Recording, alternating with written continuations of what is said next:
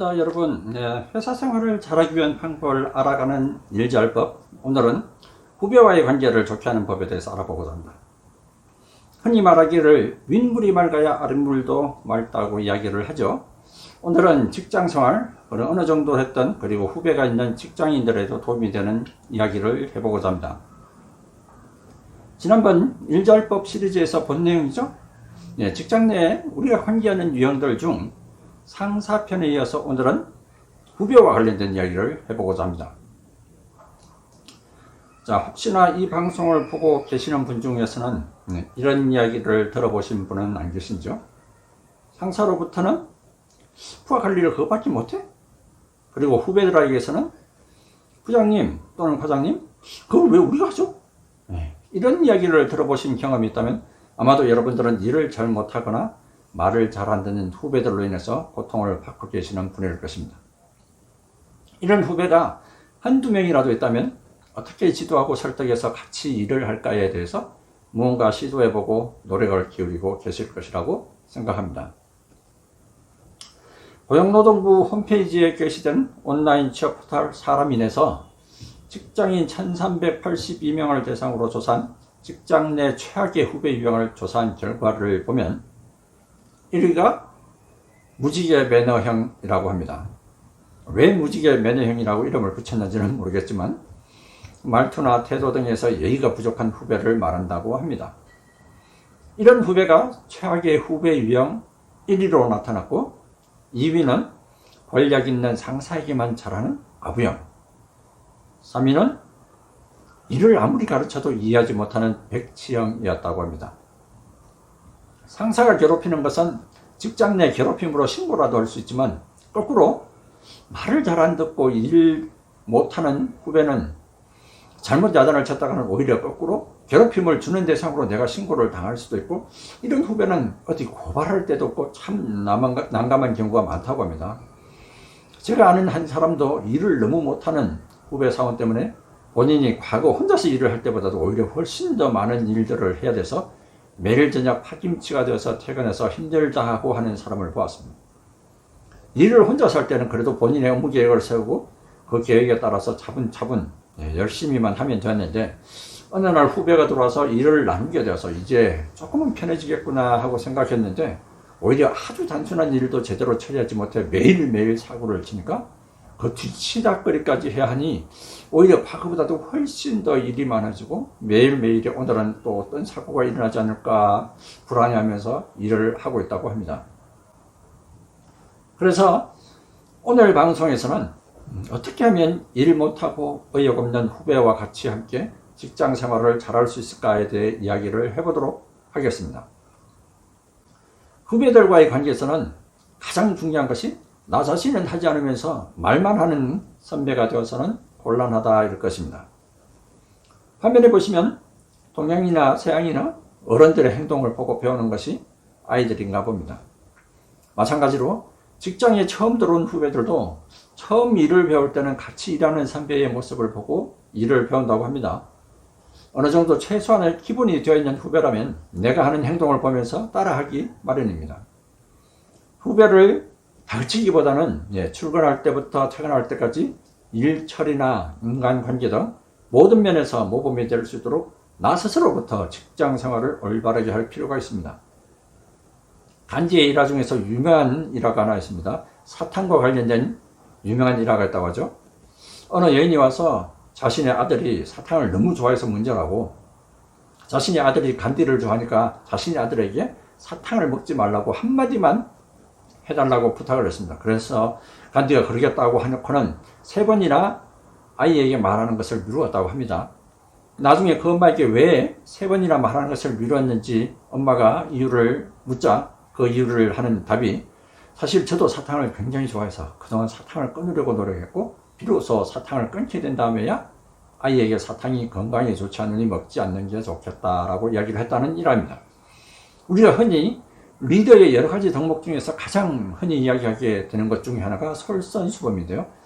어찌 보면 후배와의 관계에서 가장 중요한 것이 아닐까 싶습니다. 후배에게 일을 가르치는 방법, 두 번째는 일을 맡기는 것입니다. 저도 과거에 대학원 다닐 때 보면 선배들한테 이렇게 공부하는 방법을 배웠던 것 같은데요. 사람들은 기본적으로 어느 정도 문제 해결 능력이 있고 그것을 제대로 해내고 말고는 목표를 어떻게 주고 그리고 그 목표 달성을 하기 위해서 스스로가 어떻게 노력하느냐에 달려 있다고 봅니다. 다른 사람이 떠먹여만 주기만 해서는 결코 그 사람의 실력이 늘어나지 않습니다. 공부 잘하는 학생 그리고 못하는 학생의 차이도 스스로 찾아서 공부를 하는 학생과 학원에서 주입식으로 듣기만 하는 학생의 차이일 것이라고 생각합니다.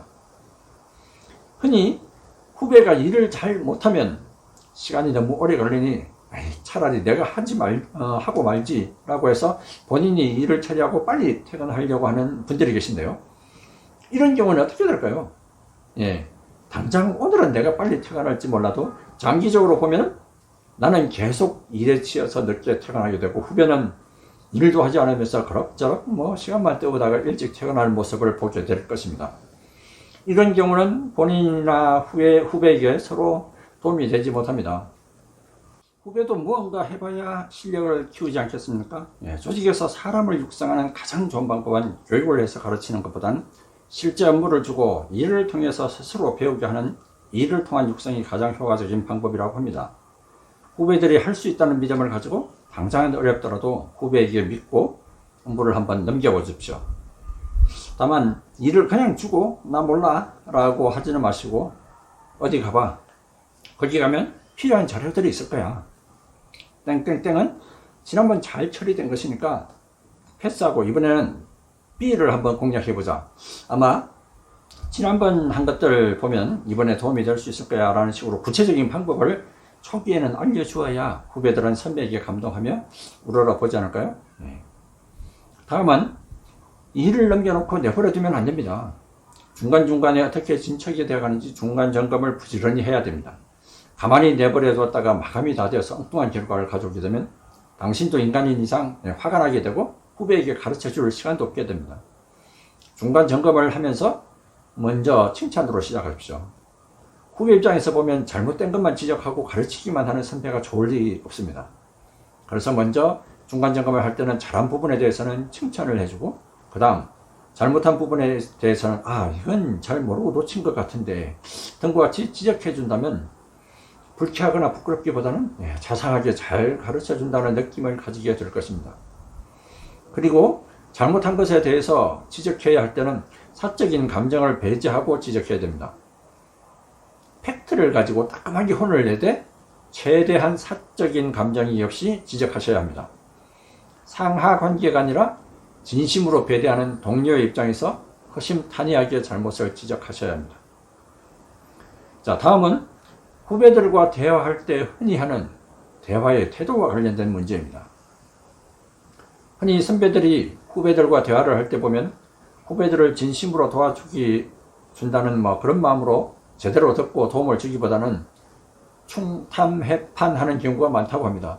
충탐해판은 후배들이 가지고 있는 문제에 대해서 섣부른 해결안들을 제시하는 충고, 또한 후배들의 이야기를 제대로 듣지 않고 자신의 관점이나 기준에서 문제를 찾으려고 하는 질문을 하는 탐색, 그리고 자신의 경험에 근거해서 후배의 상황이나 행동을 설명하는 해석, 그리고 자기의 입장에서 섣불리 판단해서 후배에게 이야기를 하는 것입니다.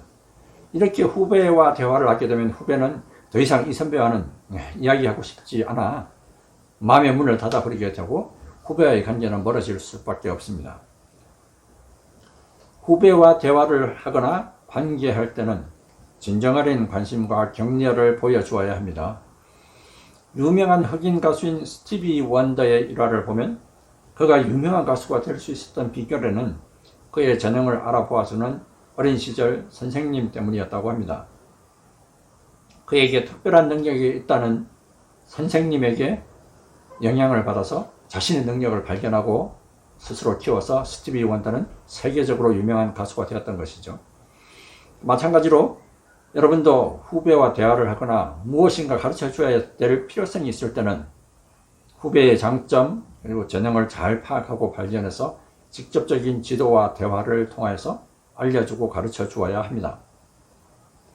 또한 일상적이고 개별적인 지도를 통해서 후배의 능력이 향상될 수 있도록 진정으로 도와주어야 하며 후배가 자신의 재능을 발휘할 수 있는 분위기, 여건을 만들어 주어서 스스로 무엇인가 성취했다는 느낌을 가질 수 있도록 도와줘야 됩니다. 이렇게 진정으로 관심과 격려를 보여주는 선배를 후배는 평생 존경하고 따르는 롤 모델로 삼지 않을까요? 자, 지금까지 후배와의 관계에서 관심 깊게 다루어야 할 몇 가지를 말씀드렸는데요. 문제는 이렇게 했음에도 불구하고 도저히 안 되는 후배들도 있습니다. 저 같은 경우에도 이런 경험이 과거 한 번 있었는데요. 아무리 가르치고 알려주고 뭐 이렇게 해도 일을 못하는 것인지 결국에는 안 되어서 내가 포기를 했던 적이 있었던 것 같습니다. 일단 이런 경우는 두 가지로 유형을 나눌 수 있을 것인데요. 첫 번째는 태도에 문제가 있는 경우일 것입니다. 이런 경우는 초기에 기선을 제압해야 됩니다. 도를 넘는다 싶으면 냉정하게 본인이 현재 어떤 행동을 하고 있고 사무실 분위기에 본인의 행동을 해서 어떤 영향을 미치고 있는지 팩트를 정리해서 알려줄 필요가 있습니다. 두 번째는 태도뿐만 아니라 일까지 문제인 경우가 있는데요. 이런 경우는 혼자서 해결을 하려고 하기보다는 상사 또는 선배의 도움을 구하실 필요가 있습니다. 필요하다면 다른 업무를 부여하든지 아니면 다른 부서로 배치하든지 조직적인 조치가 필요할 수도 있습니다. 지금 여러분과 같이 일하고 있는 후배들에게 여러분이 후에 여러분을 기억할 때 어떤 선배로 당신이 기억되기를 원합니까? 그때 그 선배 때문에 내가 직장 생활하는 데 있어서 정말로 많은 도움이 되었고 배울 것이 많았다는 이야기를 누구나 듣고 싶을 것입니다. 오늘 드린 몇 가지 팁들이 모든 것을 다 해결할 수는 없지만 여러분들과 같이 근무하는 후배들이 나중에 여러분을 기억하고 좋은 선배로 인정해 준다면 직장 생활에서 그것만큼 보람된 일도 없을 것입니다.